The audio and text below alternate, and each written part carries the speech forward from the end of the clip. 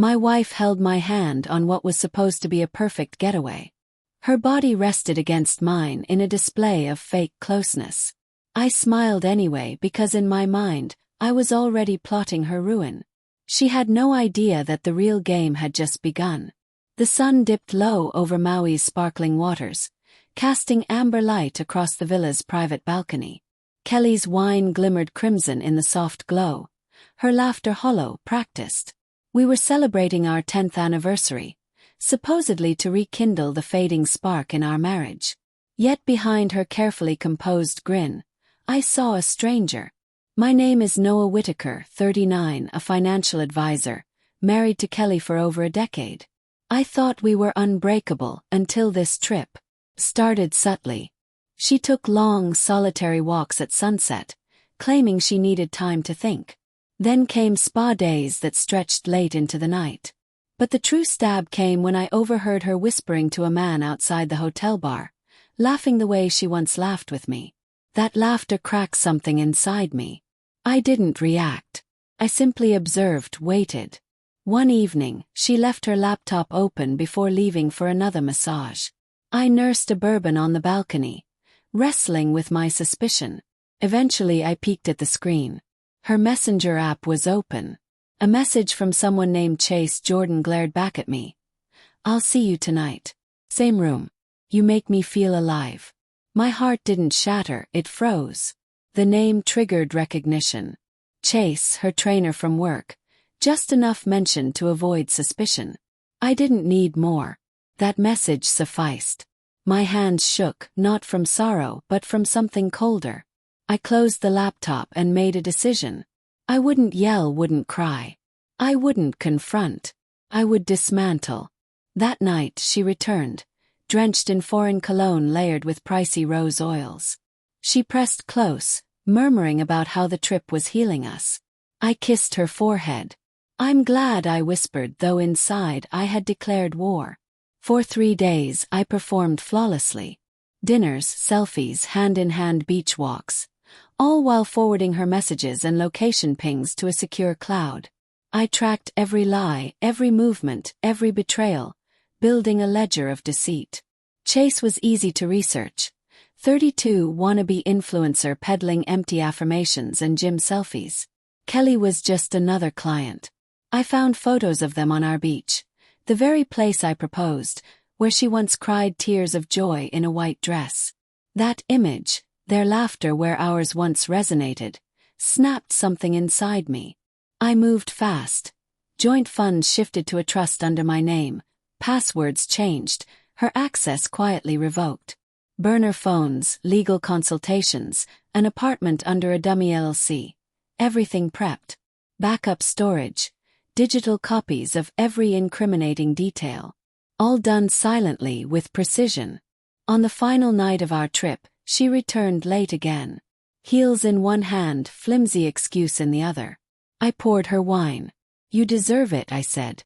That night, while she whispered about feeling renewed, I stared at the ceiling. "Do I?" Back in San Diego, she leaned in during the taxi ride to kiss my cheek. "Thank you, Noah. That trip meant more than you'll ever know." Smiled. She had no idea what I'd already set in motion. Our house looked untouched, but I had already left it in spirit. By the time she unpacked, court papers were ready, financial safeguards in place. The next 48 hours were critical. I had to make her believe nothing had changed. To cook dinner, we watched a movie. She beamed like she still had the advantage, while I collected her lies like trophies. Then, while she was at a team-building event, I struck, froze her cards, removed her from all joint accounts, filed for divorce with irrefutable proof. I sent a folder marked private to her HR, complete with timestamps, photos, messages, and receipts. Her company touted family values. I figured they'd want to see how she treated family on a client getaway. That evening, her first message came. "Noah, my card isn't working. Did something happen?" I didn't respond. I watched her storm through the house via security feeds. Calls kept coming. I answered on the third. "What's going on?" "My accounts. Everything's locked." "I know, Kelly," I said calmly. Silence. "Know what?" "The affair." The messages, the photos, the spa nights. No.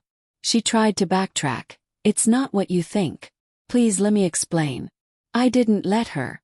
I had let her walk the beach I thought sacred. I let her fake laughter. That was over. I had dismantled her illusion piece by piece. Sub. Can we at least speak in court? I moved out that night. Sleek apartment. No memories. Just silence, glass piece. I poured scotch, stared at the skyline. Her world was crumbling, and I hadn't even begun the emotional reckoning. The next morning I ignored calls. One voicemail. I made a mistake. One mistake shouldn't erase everything. I replied, talk to Chase. Then sent the full evidence package to Chase's wife, Rebecca, a school counselor. Kind, deserving of the truth. Everything, messages, photos, bookings, even the dress I supposedly bought, delivered. 2 hours later, Chase's Instagram vanished. Kelly called 5 more times. I didn't answer. I sent the file to her boss, letting them deal with their golden girl. This wasn't revenge. It was closure. Surgical, precise, clean. Justice doesn't always roar. Sometimes it waits, sharp, silent. Kelly's fall came faster than expected. That Monday, she arrived at the office in her signature cream blouse and sharp skirt, smiling as if everything was normal. By mid-afternoon, she sat in HR, facing a thick folder filled with evidence, annotated screenshots, highlighted messages, dated receipts. The company's code of conduct was clear. No romantic affairs on work trips, no falsifying expenses, and no lying during office hours. She had violated all 3. Her badge was deactivated. She was escorted out before most colleagues even realized what was happening. That night she tried calling. I didn't answer. I had more pressing matters. I drove to her parents' home, the place we had once spent holidays together. Her father, Marshall, and mother, Diane, greeted me with uneasy smiles. Diane offered sweet tea. I declined politely. I'm divorcing Kelly, I said. They blinked. Diane tried to soften it. She's been under pressure, working too hard. I slid the folder across the table. Please look inside. It contained proof. Photos, texts, smug messages between her and Chase. Her betrayal spelled out in black and white. Marshall's face tightened. Diane's hands shook. I looked at them both. I gave her everything. She hollowed out our marriage from the inside. Diane wept. Marshall looked broken. Understood. I hope you find peace. I'm done being part of this family. Left. Then came the final post, a brief note on social media. No names, no rage. Just 12 years of trust shattered. She gave her heart to someone else while pretending it belonged to me. I'm done. People understood immediately. Kelly was quietly unfriended. Some reached out with apologies. Others said they'd always suspected. Chase disappeared, deleted his accounts, vanished, but Kelly kept calling. One night I finally answered. Her voice cracked, empty. Noah, please don't shut me out. Already had. I've lost everything, my job, my family. Chase ghosted me. No one speaks to me. You earned that, I said. I didn't do this to you, Kelly. You did it to yourself. Silence. She whispered. No, you felt bored. I corrected, and instead of facing it, you gambled with everything we built. She cried, said she missed me. I miss who I thought you were. I ended the call. The divorce finalized quickly. Ironically, the prenup she had mocked left her with nothing. No alimony, no house, no savings. Months later I spotted her outside my gym, hoodie and torn jeans, no makeup, clutching a folder. Noah, I'm not here to fight. Please just hear me out. I said nothing, just unlocked the car. My parents won't talk to me. I've been couch surfing. No job, nowhere to go. She handed me the folder. Inside, court filings, a signed confession, a handwritten note. Only one line stayed with me. I was pregnant, Noah. It wasn't Chase's. It was yours. Froze.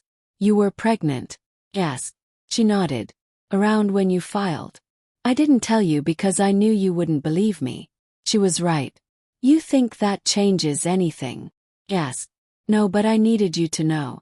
I don't care anymore, I said. You stopped loving me when you chose someone else. Love doesn't fade in 10 years. You let it die. She slid against the car, sobbing. I ruined everything, she cried. No, I said. You freed me. I drove away. Final papers landed that week. As per the prenup, she walked away with nothing. By her own choices, not cruelty. Later I heard she moved to Nevada, staying with a cousin working part-time at a boutique. No car, just rideshares, cold streets. Meanwhile, I rebuilt a modern apartment. Clean, minimal, no reminders of our past. I made new friends, routines, and then came Elena. Quiet strength, warm eyes, calm presence. Loyal without performing it. We met at a finance seminar, shared books, coffee. Coffee turned into long conversations, which turned into something lasting. No lies. No excuses. Just peace. 3 years on, I was no longer the man clutching bourbon and betrayal on a dark balcony. I ran a thriving financial firm, stable and growing. Elena and I bought a craftsman home in Portland. Sundays meant jazz, coffee, puzzles. One rainy afternoon we entered a bookstore. Elena wandered into fiction. I flipped through business magazines and froze. Kelly behind the counter, name tag crooked, eyes weary, hair tied back, blouse wrinkled, folded inward as if carrying every regret. She didn't see me. I left silently, brushing Elena's hand as we stepped into the rain. A week later a letter arrived. No return address, but the handwriting was hers. Saw you. You looked happy. I almost said something, but I didn't want to ruin the moment. I thought time would numb the pain. It hasn't. The look you gave me that day. I still dream about it. Thank you, Noah, for not destroying me further. I already did enough of that myself. I read it once, filed it behind old tax documents. Not spite, not desire, closure. She lived in the shadow of her mistakes. I lived in the light of truth. Kelly hadn't just lost a husband. She lost the only person who truly saw her. And the cruelest part, I didn't destroy her. She did it herself. Real revenge wasn't fire, it was peace.